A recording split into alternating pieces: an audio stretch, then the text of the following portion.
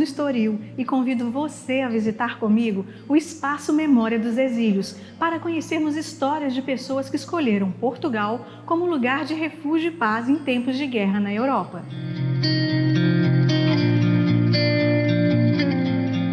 Situado no centro do Estoril, no piso superior da Estação dos Correios, o Espaço Memória dos Exílios está instalado em um edifício de 1942, da autoria do arquiteto modernista Adelino Nunes.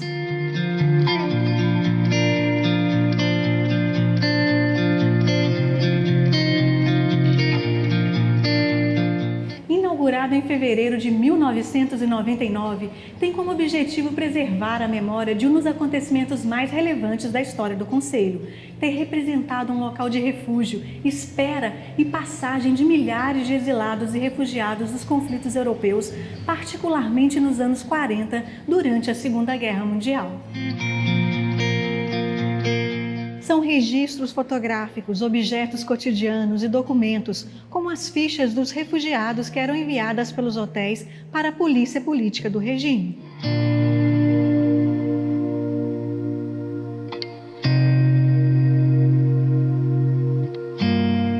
Vinícius de Moraes, ilustre poeta, dramaturgo, escritor, compositor e diplomata brasileiro, é um dos registros que encontramos aqui no espaço. Em 1939, em decorrência da Segunda Guerra Mundial, Vinícius de Moraes passou um período em Portugal, aguardando a partida do navio de retorno ao Brasil. Acompanhado pela esposa Tati e por Oswald de Andrade, ele ficou hospedado no Hotel Paris, onde escreveu um dos versos mais famosos de toda a sua obra poética, o Soneto de Fidelidade.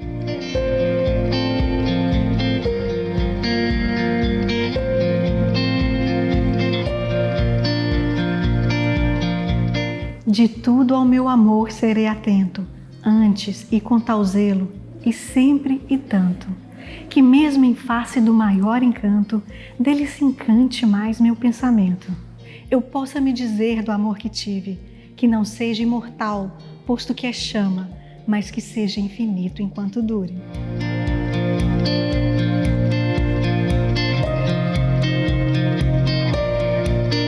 A colecionadora de arte Peggy Guggenheim e o pintor surrealista Marx Ernst passaram uma longa temporada no antigo Hotel Atlântico, à espera de melhores dias, deixando para trás o horror indescritível dos campos de concentração.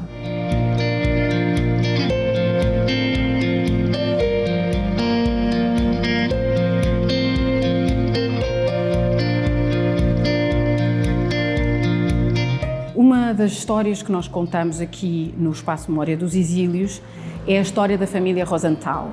A família Rosenthal representa as histórias mais ligadas à perseguição nazi durante a década de 1930 e 1940. A família é composta pelo pai, Zygmunt, pela mãe, Regina, e pelo filho, Siegfried. Em 1938, quando já se percebia na Alemanha de que a perseguição aos judeus ia ser cada vez mais grave e cada vez mais violenta, Regina e o filho Siegfried vêm para Portugal, onde se juntam a um primo de Zygmunt que já cá estava e que se chamava ele Siegfried Weinberg. Estão aqui, juntam-se a ele. Zygmunt fica para trás, em Wernigerode, a cuidar do negócio familiar, um negócio têxtil. Encontramos a família Regina e o filho, em 1940, no Monte Estoril, graças a um postal que o pai Zygmunt lhes manda. Esse postal é particularmente importante para a história desta família porque ele não é enviado da Alemanha, ele é enviado de França, e em particular do sul de França, da zona do Garde. É um postal que diz à família, estou aqui, estou a tentar sair. E nós sabemos que Zygmunt saiu da Alemanha em 1939 para a França, na perspectiva de se juntar à família, e é apanhado em França pela declaração de guerra, pelo início da Segunda Guerra Mundial. As autoridades francesas, quando começa a Segunda Guerra Mundial, tomam a decisão de prender e internar em campos os cidadãos alemães que se encontram no seu território como possíveis inimigos. E isto quer dizer que todos aqueles refugiados que tinham partido da Alemanha ao longo da década de 30 para se instalarem em França, em fuga da perseguição racial e política nazi, acabam por ser feitos prisioneiros pelos franceses. Na altura do armistício, em 1940, uma das condições na capitulação francesa é a entrega do controle desses campos às autoridades alemãs. Sabemos por investigação que Zygmunt foi transferido por vários campos e existe toda uma correspondência que a família manteve que mostra as tentativas que ele fez de reunir a documentação necessária para sair do campo. Em 1940, o postal que ele manda à família mostra-nos que a família está, na altura, alojada no Monte Estoril e sabemos pela correspondência de Zygmunt que ele ficou nos campos até 1942.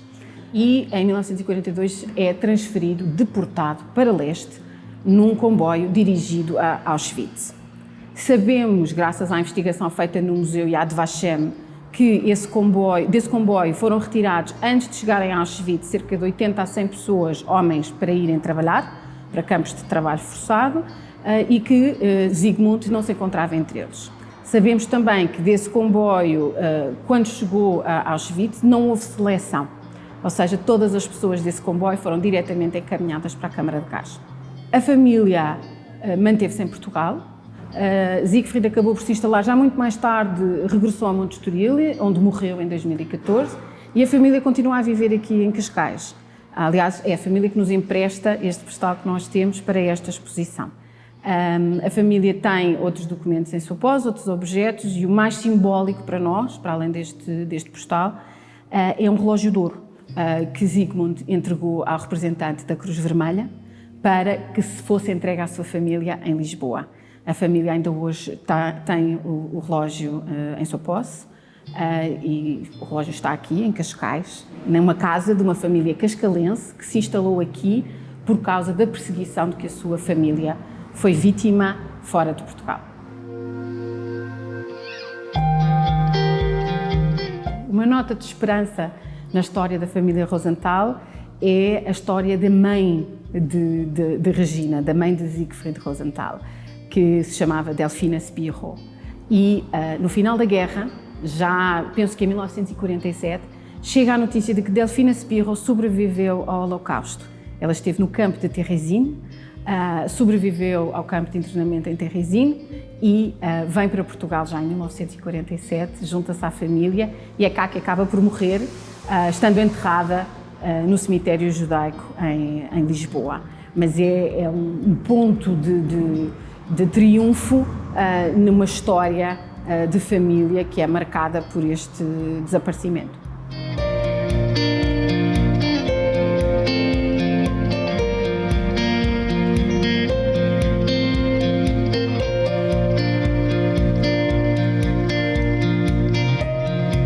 Ian Fleming, autor de James Bond e que na década de 40 trabalhou para os serviços secretos britânicos, hospedou-se no Hotel Palácio do Estoril em maio de 1941 e era frequentador assíduo do cassino, onde inspirou-se para criar a história do agente 007 Cassino Royale.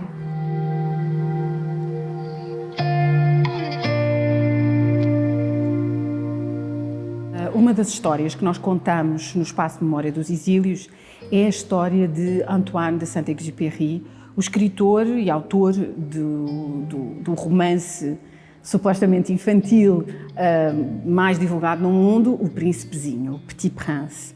Saint-Exupéry não nasceu escritor, ele era piloto e atravessou o Atlântico várias vezes enquanto piloto de correios e escreveu muito sobre essa experiência. Os seus romances eram enormes êxitos de vendas. Quando a França entra em guerra, em 1939, ele junta-se às forças combatentes francesas e é desmobilizado depois do armistício. Nessa altura ele vai para Nova Iorque, onde tenta convencer os aliados a juntarem-se ao esforço de guerra e fica no Hotel Palácio no final de 1940, no regresso à Europa, depois dessa tentativa frustrada de convencer a opinião pública americana e o governo americano de se juntar ao esforço de guerra.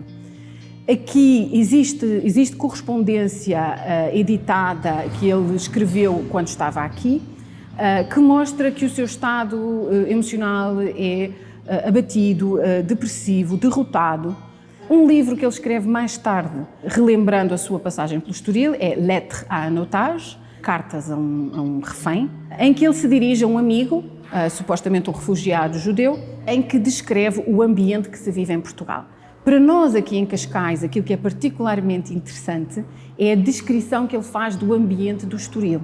E é logo no início desse livro em que ele diz Lisboa estava sobrelotada e eu alojei-me no Estoril.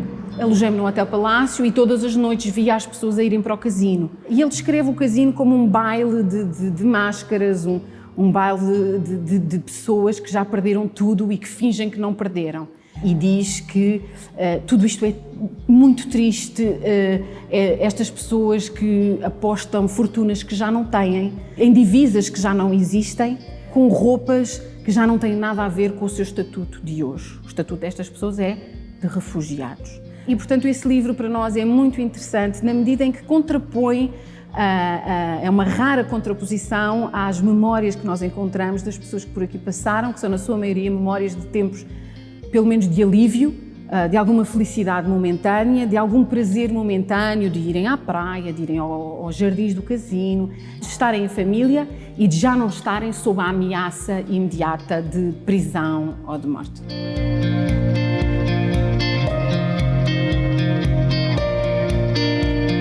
O Espaço Memória dos Exílios dispõe ainda de uma biblioteca especializada em história contemporânea, com ênfase em temas relacionados com a Guerra Civil Espanhola, Segunda Guerra Mundial, Holocausto, exílio, judeus e Estado Novo.